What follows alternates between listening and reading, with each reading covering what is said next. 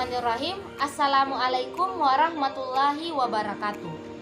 Puji syukur atas kehadirat Allah Subhanahu wa Ta'ala yang telah memberikan kami kesempatan untuk memaparkan materi kami. Dan tak lupa pula kita kirimkan salam serta salawat kepada baginda Rasulullah SAW yang telah membawa kita dari alam yang gelap gulita menuju alam yang terang benderang. Perkenalkan, nama saya Makfira Talib selaku moderator dan 4 rekan kelompok saya yaitu Nur Mufliha Aksal, Husnul Khatimah Tejupri, Muhlisa Fitri Ramadhani, dan Mirda Triani Andi Amir selaku pemateri. Kami dari kelompok 1 kelas PKK 04. Yang terhormat kepada Bapak Dr. Muhammad Saleh SPD FPD dan Bapak Asri Ismail SPD FPD selaku dosen pembimbing mata kuliah Bahasa Indonesia serta teman-teman sekalian yang saya banggakan. Pada kesempatan kali ini kami akan memaparkan materi mengenai sejarah, kedudukan, dan fungsi bahasa Indonesia. Dan langsung saja kita beralih ke materi pertama yang akan dipaparkan oleh saudari Mirda Triani Andi Amir. Seperti yang diketahui, isi dari teks Sumpah Pemuda yang pertama adalah kami putra-putri Indonesia mengaku bertumpah darah yang satu, tanah Indonesia. Yang kedua, kami putra-putri Indonesia mengaku berbangsa yang satu, bangsa Indonesia. Dan yang ketiga, kami putra-putri Indonesia menjunjung bahasa persatuan bahasa Indonesia. Sejarah bahasa Indonesia. Bahasa Indonesia terlahir pada saat seluruh pemuda dari Nusantara berkumpul dan berikrar Sumpah Pemuda pada tanggal 28 Oktober 1928. Pada poin ketiga yang berbunyi menjunjung tinggi bahasa persatuan bahasa Indonesia.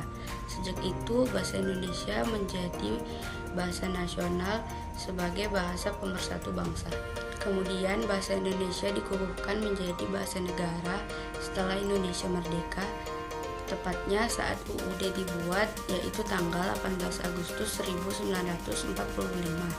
Sedangkan asal bahasa Indonesia berkembang dan tumbuh dari bahasa Melayu yang digunakan sejak zaman dahulu sebagai bahasa perhubungan bukan hanya di Kepulauan Nusantara tapi hampir di seluruh Asia Tenggara.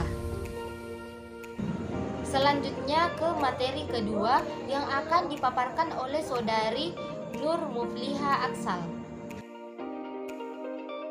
Ada 4 faktor yang menyebabkan bahasa Melayu menjadi dasar lahirnya bahasa Indonesia. Yang pertama, dari dulu bahasa Melayu digunakan sebagai bahasa pengantar di Indonesia. Kedua, bahasa Melayu memiliki sistem yang sederhana sehingga mudah dipahami dan dipelajari. 3. Suku-suku di Indonesia mengakui dan menerima bahasa Melayu sebagai dasar bahasa Indonesia. Dan yang keempat, bahasa Melayu memiliki kemampuan sebagai bahasa kebudayaan. Kedudukan bahasa Indonesia.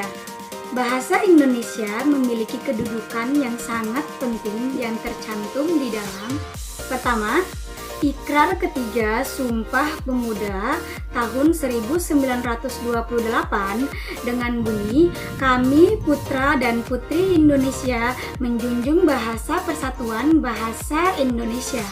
Kedua, Undang-Undang Dasar Republik Indonesia tahun 1945 pada bab 15 yang mencakup bendera, bahasa, dan lambang negara serta lagu kebangsaan pada pasal 36 menyatakan bahwa bahasa negara ialah bahasa Indonesia.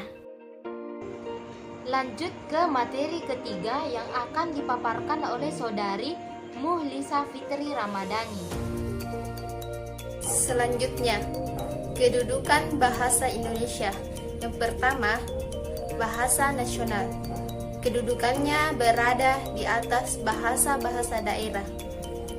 Bahasa nasional adalah fungsi jati diri bangsa Indonesia. Bila berkomunikasi, di dunia luar Indonesia. Yang kedua, bahasa negara atau bahasa resmi Negara Kesatuan Republik Indonesia. Bahasa negara adalah bahasa yang digunakan dalam administrasi negara untuk berbagai aktivitas. Berikutnya, hasil perumusan seminar politik bahasa nasional yang diselenggarakan di Jakarta pada tanggal 25 sampai 28 Februari 1975 menegaskan bahwa di dalam kedudukannya sebagai bahasa nasional, bahasa Indonesia berfungsi sebagai 1. Lambang kebanggaan nasional, 2. Lambang identitas nasional, 3. Alat pemersatu berbagai masyarakat yang berbeda-beda latar belakang, serta sosial budaya dan bahasanya. 4. Alat penghubung antar budaya dan antar daerah. 2. Hasil perumusan seminar politik bahasa nasional yang diselenggarakan di Jakarta pada tanggal 25 sampai 28 Februari 1975 mengemukakan bahwa di dalam kedudukannya sebagai bahasa negara, bahasa Indonesia berfungsi sebagai 1. Bahasa resmi kenegaraan, 2. Bahasa pengantar resmi di lembaga-lembaga pendidikan, 3. Bahasa resmi di dalam perhubungan pada tingkat nasional untuk kepentingan perencanaan dan pelaksanaan pembangunan, serta pemerintah, 4. Bahasa resmi di dalam pengembangan kebudayaan dan pemanfaatan ilmu pengetahuan serta teknologi modern. Selanjutnya kita ke materi terakhir, yaitu keempat, yang akan dipaparkan oleh saudari Husnul Khatimah Tejupri. Lanjut, fungsi bahasa. Fungsi bahasa Indonesia dapat dibagi menjadi dua bagian. Yang pertama, fungsi bahasa Indonesia secara khusus dan fungsi bahasa Indonesia secara umum. Fungsi bahasa secara umum.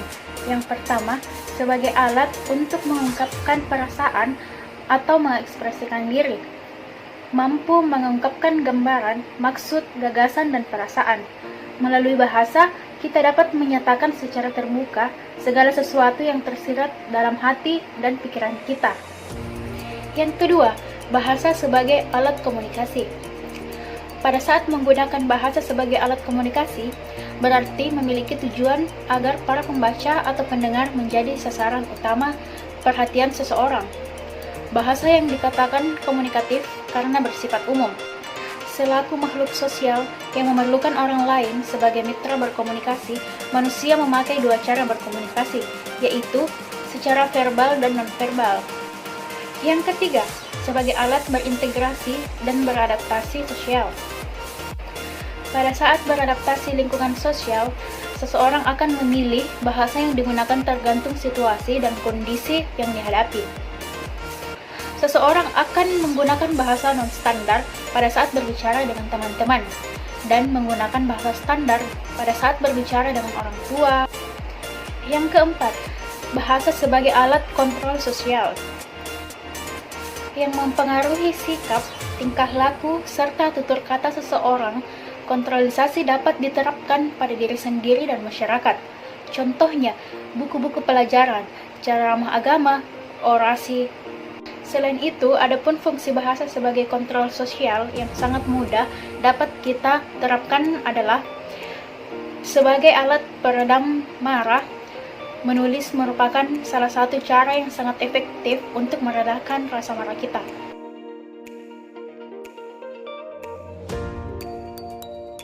Berikut ini fungsi bahasa secara khusus. Yang pertama, mengadakan hubungan dalam pergaulan sehari-hari. Manusia adalah makhluk sosial yang tak lepas dari hubungan komunikasi dengan makhluk sosialnya. Komunikasi yang berlangsung dapat menggunakan bahasa formal dan non-formal. Yang kedua, mewujudkan seni atau sastra.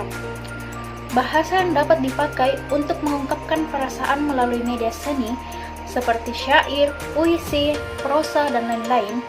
Terkadang bahasa yang digunakan yang memiliki makna denotasi atau makna yang tersirat. Dalam hal ini, perlu pemahaman yang mendalam agar bisa mengetahui makna yang ingin disampaikan. Yang ketiga, mempelajari bahasa kuno. Dengan mempelajari bahasa kuno, akan dapat mengetahui peristiwa atau kejadian di masa lampau. Untuk mengantisipasi kejadian yang mungkin atau dapat terjadi kembali di masa yang akan datang, atau hanya sekedar memenuhi rasa keingin tahu tentang latar belakang dari suatu hal. Misalnya, untuk mengetahui asal dari suatu budaya yang dapat ditelusuri melalui naskah kuno atau penemuan prasasti-prasasti. Yang keempat, mengeksploitasi iptek. Dengan jiwa dan sifat keingintahuan yang dimiliki manusia, serta akal dan pikiran yang sudah diberikan Tuhan kepada manusia, maka manusia akan selalu mengembangkan berbagai hal untuk mencapai kehidupan yang lebih baik. Pengetahuan yang dimiliki oleh manusia akan selalu didokumentasikan supaya manusia lainnya juga dapat mempergunakannya dan melestarikannya demi kebaikan manusia itu sendiri. Selanjutnya, kesimpulan. Simpulan yang dapat diambil dari materi tersebut adalah: yang pertama, bahasa Indonesia lahir pada saat Ikrar Sumpah Pemuda tanggal 28 Oktober 1928 pada poin ketiga yang berbunyi menjunjung bahasa persatuan bahasa Indonesia. Yang kedua, kedudukan bahasa Indonesia sangatlah penting yang tercantum dalam Ikrar ketiga Sumpah Pemuda tahun 1928 dan Undang-Undang Dasar Republik Indonesia tahun 1945 bab 15. Dan yang ketiga, fungsi bahasa Indonesia dapat dibagi menjadi dua bagian, yaitu fungsi bahasa secara umum dan fungsi bahasa secara khusus. Demikianlah tadi hasil pemaparan kami mengenai sejarah, kedudukan, dan fungsi bahasa Indonesia. Apabila ada kesalahan dan kekeliruan kata, mohon dimaafkan. Akhir kata dari kami, sekian dan terima kasih. Wassalamualaikum warahmatullahi wabarakatuh.